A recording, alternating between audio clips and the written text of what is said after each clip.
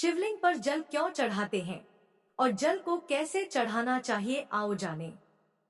लेकिन कुछ लोगों को पता नहीं होता कि शिवलिंग पर जल क्यों चढ़ाया जाता है। शिवलिंग पर जल कौन से बर्तन से चढ़ाना चाहिए, जल चढ़ाते समय मुंह किस तरफ होना चाहिए, शिवलिंग पर जल चढ़ाने का सही तरीका क्या है और जल चढ़ाते समय कौन सा मंत्र बोलना चाहिए, आता यहाँ यही जानकारी प्रस्तुत है। समुद्र मंथन के बारे में सब जानते हैं। जब देवता और राक्षस समुद्र मंथन कर रहे थे तो समुद्र से भयानक विष निकलने लगा था।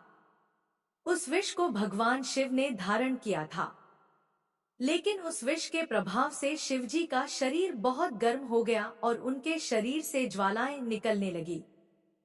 उनकी गर्मी शांत करने के लिए सभी लोग उन पर जल चढ़ाने लगे।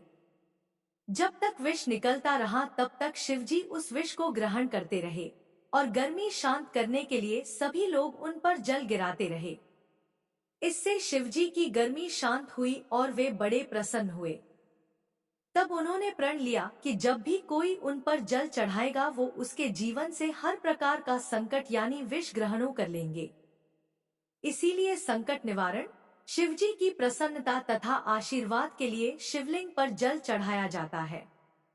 कभी भी शिवजी को जल तेजी से नहीं चढ़ाना चाहिए। शास्त्रों में भी बताया गया है कि शिवजी को जलधारा अत्यंत प्रिय है।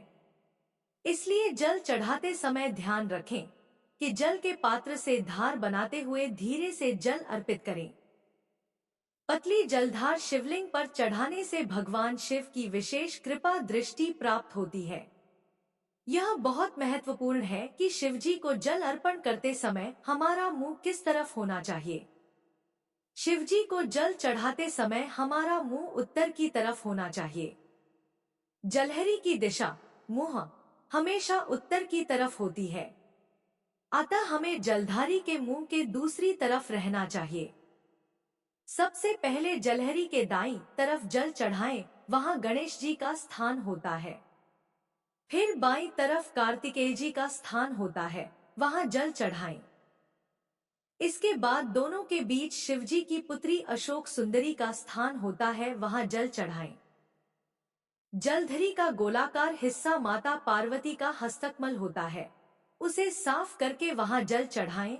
इसके बाद शिवलिंग पर जल चढ़ाएं। पात्र में भरा पूरा जल चढ़ा देना चाहिए। फिर भी बच जाए तो शिवजी के ऊपर यदि कलश हो तो जल उसमें डाल देना चाहिए। शिवलिंग पर जल खड़े होकर चढ़ाना चाहिए या बैठकर, यह इस पर निर्भर होता है कि शिवलिंग किस प्रकार का है।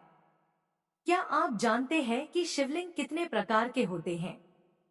मंदिर में शिवलिंग दो प्रकार के हो सकते हैं, शक्ति शिवलिंग और विष्णु शिवलिंग, हरि सर्वेश्वर शिवलिंग।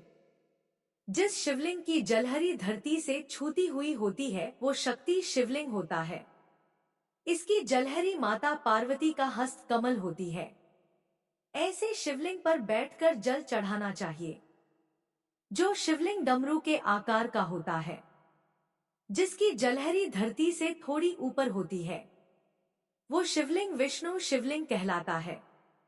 इसकी जलहरी ब्रह्मा जी का हस्तकमल होती है, जलहरी के नीचे बना आकार विष्णु जी का हस्तकमल होता है। ऐसे शिवलिंग पर खड़े होकर जल चढ़ाना चाहिए। खड़े रहकर जल चढ़ाते समय दोनों पैर बराबर नहीं रखना चाहिए। दायां पैर आगे और बायां पैर थोड़ा पीछे रखना चाहिए। यह शंका लोगों के मन में होती है कि शिवलिंग पर जल चढ़ाने का लोटा कौन सी धातु का होना चाहिए। जिस पात्र से शिवजी को जल चढ़ाएं, वह पत्र तांबे का या चांदी का होना चाहिए। तांबे का लोटा है तो इससे दूध नहीं चढ़ाना चाहिए। जल चढ़ाने के लिए स्टील के बर्तन का उपयोग नहीं करना चाहिए, क्योंकि स्टील लोहे से बना होता है। शिव जी को जल अर्पित करते समय इस मंत्र का उच्चारण करना चाहिए। ओम नमः शंभवाय च मयोभवाय च, नमः शंकराय च मयस्कराय च, नमः शिवाय च शिवतराय च। यदि इस मंत्र का उच्चारण ना कर पाए तो ओम नमः शिवाय का जप भी कर सकते हैं। इन द्रव्यों से करें शिव जी का रुद्राभिषेक, दूर होंगे ग्रहों के दोष और बने रहेंगे स्वास्थ्य। जन्म कुंडली में कुछ ग्रह अशुभ स्थिति में भी होते हैं। इनका सीधा असर व्यक्ति के स्वास्थ्य पर भी पड़ता है। ग्रहों की अशुभ स्थिति को देखते हुए यदि शिवजी का रुद्राभिषेक अलग अलग वस्तुओं से किया जाए तो इससे ग्रहों के दोष तो दूर होंगे ही, साथ ही स्वास्थ्य भी ठीक रहेगा। 1. सूर्य ग्रह। जन्म कुंडली में सूर्य अशुभ स्थिति में होने पर high blood pressure, heart problem, आंखों की समस्या व कमजोरी देता है। उपाय: प्रतिदिन जल से शिवलिंग का अभिषेक करें। 2. चंद्र ग्रह। जन्म कुंडली में चंद्र नीच का होने से सर्दी, अस्थमा व आंखों से संबंधित समस्याएं होती हैं।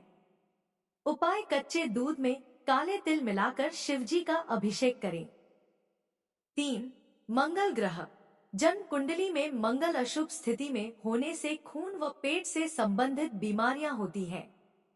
उपाय: गिलोय औषधि की बूटी के रस से शिवजी का अभिषेक करें। 4. बुध ग्रह।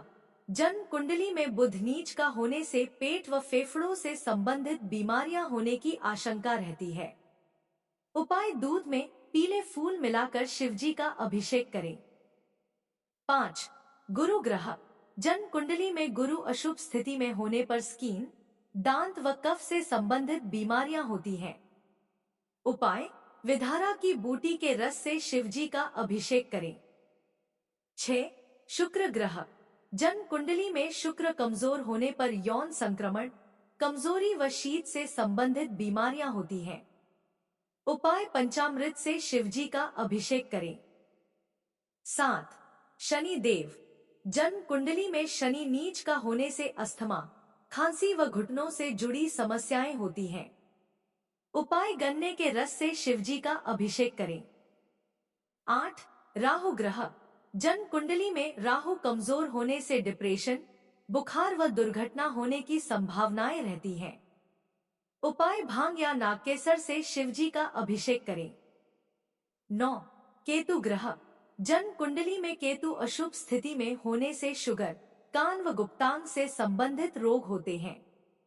उपाय: सरसों के तेल से शिवजी का अभिषेक करें।